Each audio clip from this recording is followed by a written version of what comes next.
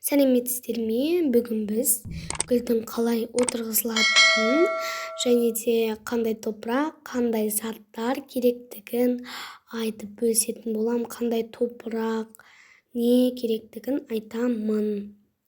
Ең біріншіден бізге осындай арнайы топырақ керек. Бұны гүл сататын арнайы дүкендерден және де супермаркеттерден таба аласыздар. Бізге осындай топырақ қажет болады. Біз осы топырақты қолданып келе жатырмыз, және де дренаж қажет болады. Дренаж бізге тас сияқты және де қатты болып келетін болады. Және де осындай түбектер қажет болады. Оның асты тесілген болуы қажет. Ең бірінші біз дренаждарымызды саламыз, және арнайы жаңағы топырағымызды, одан кейін гүлімізді салып осылай отырғызатын боламыз. Қалғандарында мен айтқандай ең бірінші дренажын, топырағын салып отырғызамыз. Мінекей дәл мен айтқандай қалғандарында ең бірінші дренаж салып отырғызып жатырмыз, иә. Міне бұл халанхойе гүлі. Осындай әдемі, өте ерекше гүл. Міне, одан кейін үстіне топырақтарымызды саламыз.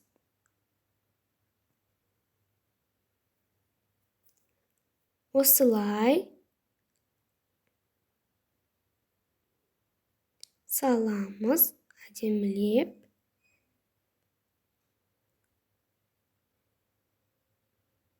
Мінекей салып алдық. Бұл гүл сары гүл шығарады. Міне бұл гүл, бұл да халанхойе. Жаңағы осы отырғызған гүліміз сары гүл, жаңағы көрсеткен гүл, ол да халанхойе, яғни қызғылт гүл шығаратын болады. Міне қалғандарында дәл солай міндетті түрде бірінші дренаж салынатын болады. Міне, одан кейін топырағымызды саламыз.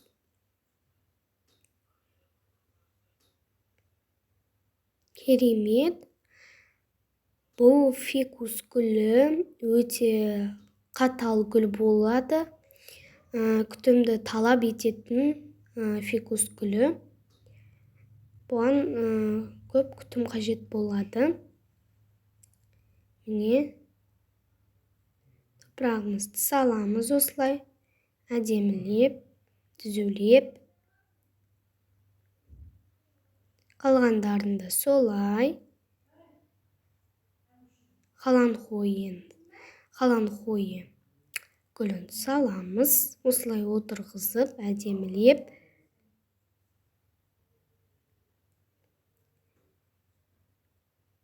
Міне, ең бірінші дренаж, одан кейін топырақ.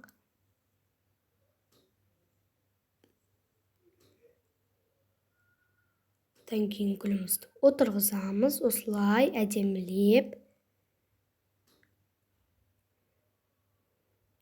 Негізі гүлді отырғызған жақсы. Гүлдеріңіздің көңіл күйі сіздерге қарап өсетін болады. Сіздердің көңіл күйлеріңіз қалай болса, гүлдеріңіз де солай болады. Және де көңіл күйлеріңіз болмасаңыздар, гүлдеріңізге қарасаңыздар, өте керемет көңіл күйде боласыздар, иә, жайқалып өседі. Керемет негізі гүлдерді өсірген. Және де гүлдер бізге атмосфера беретін болады, тап-таза атмосфера, яғни ауа береді. Одан кейін бізге корневин қажет болады. Осылай салып аламыз. Және де корневин гүліміздің тамырының жақсы қалыптасуына көмектеседі. Әрқайсысына осылай құйып шығамыз.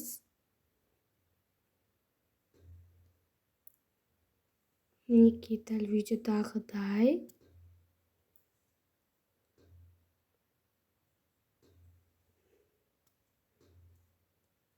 мінекей кезек-кезекпен құйып шығамыз осылай.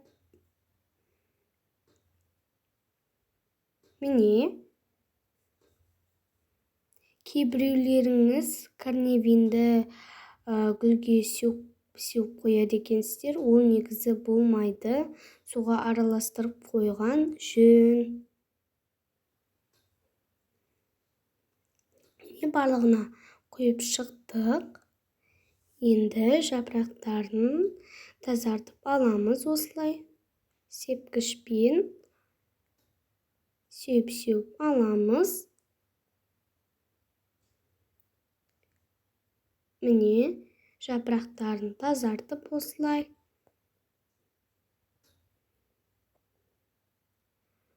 Бұл доллар гүлі. Біз осы доллар гүлінен 2-3 атроска алған болатынбыз.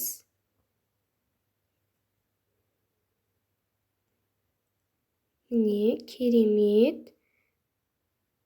Дәл видеодағыдай сеуіп аласыздар.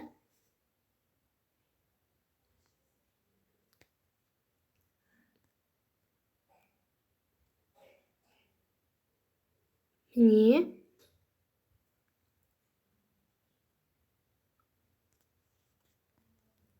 бұл жаңағы фикус гүлі.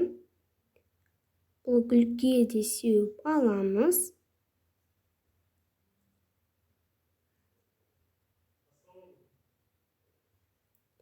Міне, барлығына құйып алдық, сеуіп алдық, соң құйдық, сеудік. Енді тереземіздің алдына қойып қоямыз. Гүлдеріміз қандай әдемі. Сәттілік!